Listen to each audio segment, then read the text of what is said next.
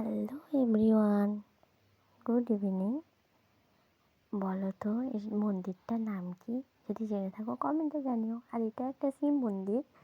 যেহেতু শিবরাত্রি ছিল সেই জন্য সব মন্দিরেই প্রসাদ খাওয়ানো হচ্ছিল। সেই জন্য আমরাও সেদিন চলে গিয়েছিলাম এই শিব মন্দিরটাতে। যে আমি, বনু আর আমার মা আর আমার বনুর বান্ধবী তার মা, সেই কজন মিলে প্রসাদ খেতে গিয়েছিলাম। তো দেখো কত ভিড় হয়েছিল, বলার নেই। এত ভিড় হয়েছিল, জায়গা পাচ্ছিলাম না।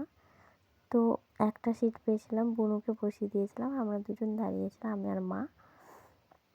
তো কী কী দিল দেখাই চলো। খিচুড়ি, আলুর দম, পায়েস আর চাটনি, সব কিছুই ভালো ছিল। আর প্রসাদ তো ভালো হওয়ারই কথা। আর তোমাদের প্রসাদ খেতে কেমন লাগে জানিও। আমার তো খুবই ভালো লেগেছে, বলার নেই। দেখো বুনু খাচ্ছিল আর আমি ভিডিও করছিলাম বলে দেখছিল আর কি।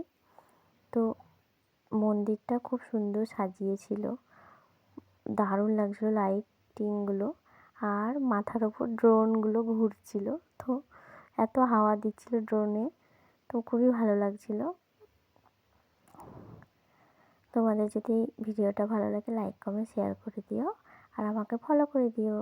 আর দেখো বাড়ি আসার সময় আমি আর বুনু কী করছিলাম। তো আর এই রাস্তাটা দেখো, এটা আমাদের বাড়ির রাস্তা, মানে যেখানে আমাদের বাড়ির এখানে মন্দিরটা আছে, নীল বাবা মন্দির, সেই জন্য এই রাস্তাটা সাজানো হয়েছিল। এটাও এখানে খাওয়া দাওয়া হবে পরের দিন, তাই। ওকে, বাই।